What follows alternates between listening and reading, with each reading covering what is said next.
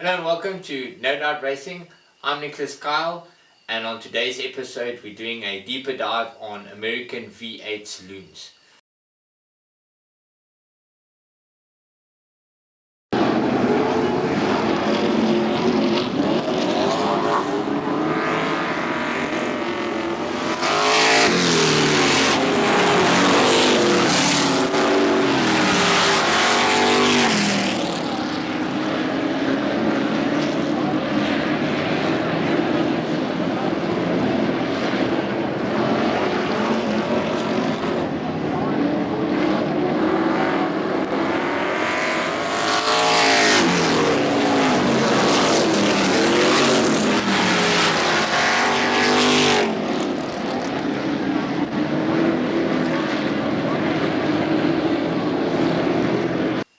So the V8 saloon cars are quite interesting.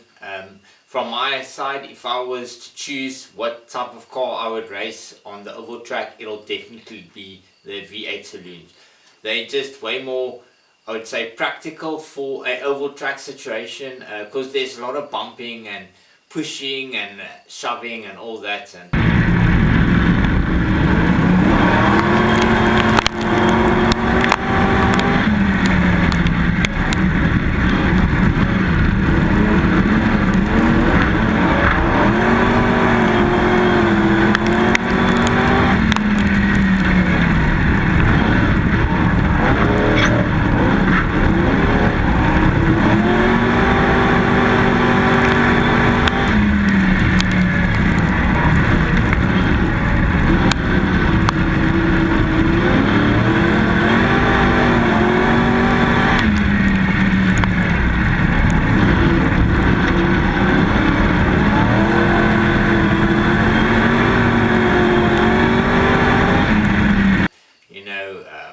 Each driver is racing for that part of the racetrack.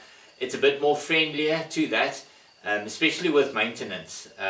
If you get in an accident or involved or you push or bump with a fiberglass car, it normally breaks, tears, you need to repaint it, you need to fix the fiberglass, it cracks, it breaks, and eventually the car kind of looks a bit scruffy. Where in these steel box cars, most of them, well actually all of them have flat sides. They're quite boxy, they're not the most prettiest, it's definitely a purpose-built race car. And then if you go deeper in, you can obviously, a lot of drivers create their own cars from scratch. I've seen a bunch of new painted cars, brand new cars that came out, and it's quite funny because they push those brand new cars into holes where I wouldn't want to push my brand new race car in. But yeah, that's part of the fun. I definitely do like some styles. Some drivers try to engineer the cars a bit different so that they look either a bit flatter. Other guys like the small boxy shape. And then you'll also see the area of the driver where, let's say, you can see between the roof line and the bonnet line is actually so small, and the whole body goes up until your shoulder height. So as a driver you are actually just seeing this bit, which is great. And I mean, because it's mud and dirt and all that, you don't want all that stuff to fling on, so the less space there is for dirt to hit your face and your mask and all that stuff, your helmet, it helps obviously. And then different styles, like I say, some guys like it a bit longer, smaller, some guys like it square body, and then you'll also see a bunch of like technical engineering that goes a bit deeper in it. Some guys have the engine a bit forward, others have it way inside, deep inside, low in the car to help for weight distribution and to get all that weight on the back wheel. But also, if you have an engine that's in front, you get a lot of front grip, which is also quite important. But it depends also on your driving style. If you're more a driver, like let's say I kind of like to ride on the back wheel. If it's a bike, a car, anything, I steer from the rear, I would say. Where other guys like to drive more like a frontal drive car, you know, turn in and then hope the car basically goes with the track, where other people like to oversteer and run it on the back tire. So you kind of build your car for your preference. And then you also see the radiator is quite a big thing, because it's mud and dirt and stuff. Your radiator and everything gets clogged in front, so you won't really see open, let's say open face or open grille like you would see on a road car, because of mud and dirt and rocks that get flung in. So a bunch of guys, they put the radiator either at the back for again weight distribution, and then some put them on the side next to the driver, which again helps for the weight distribution from side to side, which is also important. The V8 cars, they tend to go I would say anti-clockwise, so most of them build the cars where the weight's on the inside of the track, which is on the left hand side, where in South Africa we normally drive on the right hand side. So that's quite something unusual, but all those cars are left hand drive. I mean, but it's again up to you as a driver or builder. And then rules, the main rules are, well, obviously a V8. It could be a Lexus V8, it could be a Chevy V8, a Ford, any V8, a Nissan V8, as long as it is between lower than 410 cc's. So that's like a 4.2 litre, a 4.1 litre. So you can do a small block Chevy 350 that you drill out, make it a bit bigger, and that'll go up until a 400. And then also like a Lexus V8, maximum weight of, then the weight rule is maximum with the driver of 1,050 kilograms, which is quite light if you think about it, because this is steel metal box.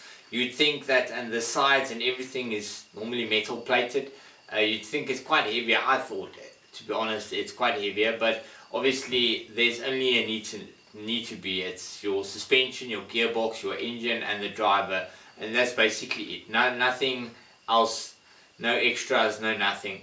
And then rear suspension wise, it's quite open, so you can go for an independent suspension or a solid axle. It's all up to you. Tire size, maximum width is a 205 or a 205 width, with either a 15 or a 17 inch wide wheel. And then gearboxes, a lot of people, I know the Lexus V8 motors, they come with, a bunch of them come with automatics, so a bunch of guys just leave the automatics in. It is obviously a bit, I could say, price. It helps for the price when you got automatics, a bit easier as well. Although I think you need to lock it in one gear, and that's where gear ratios also come into play.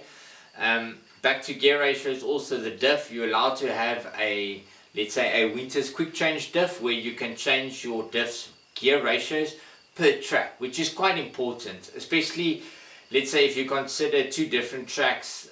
George track is quite a small track, technical small track, and then you get Oudtshoorn, which has got long turns, longer straights, and then obviously there's a bunch of other tracks over South Africa where you've got different scenarios. So I mean, if you used to one track, you build your car with that track in mind, or you run with a bit different sets of gears in your diff, where you can then change out your diff's ratio, which would obviously change out your car's ratio. And then a bunch of guys that run manual transmission that actually have a coupler which connects the gearbox to the engine and not a clutch. I'm not sure why. I would reckon it's a bit more like direct drive, no issues of clutch braking, and you don't need to actually change gears. If you running your speed and you set your gear ratio, you basically put it in second gear, and that's where you stay for the race. So a bunch of guys do the coupler and then just keep it in second gear, and sometimes you'll hear the cars actually start on the starter, and it just like pulls away on the starter motor. A lot like the Sprint Cup cars, they've got direct drive straight from the engine to the diff, is a shaft, no gearbox in between, so they actually get pushed, or again they run off the starter to get the momentum until the car can, you know, start itself.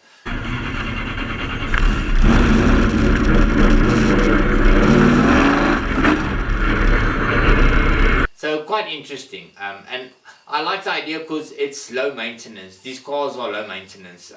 If you build the bumpers, I know the bumpers are very specific. I'll put a link in the description of where you can go through all the rules of the club. A bunch of them are about the height of the bumper. The bumper needs to be rounded on the edges, and that's just all about safety. So it's just I think it's because there's a lot of bumping and stuff. If you have an overhang on your bumper, it's going to clip another driver. So they want rounded edges and stuff like that. That's why all the bumpers basically look the same, but the body shape is up to each driver.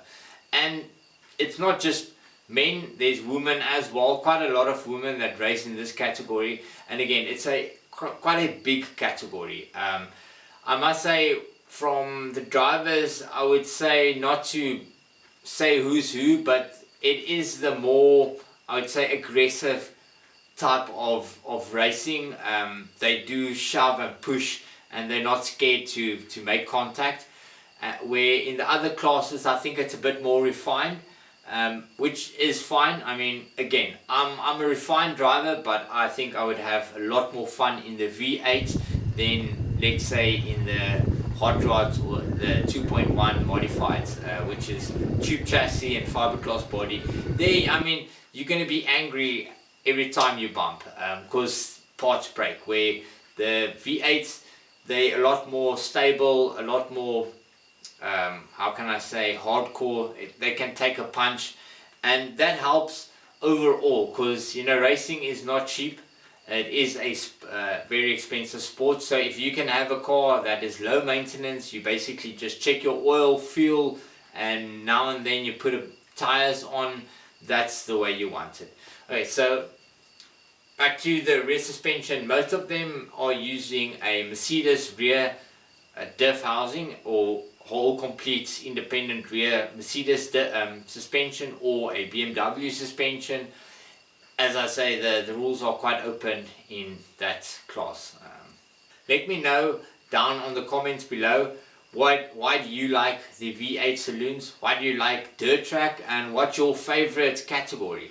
And then like and subscribe. It does help the channel grow a lot, and it's for free. So it'll just push motorsport and push the whole segment so that we can grow motorsport great together. I do want to say thanks for Tiens from AE Towing for all the information that I got on the V8. Thanks. Until next time, remember, when in doubt, go flat out. Cheers.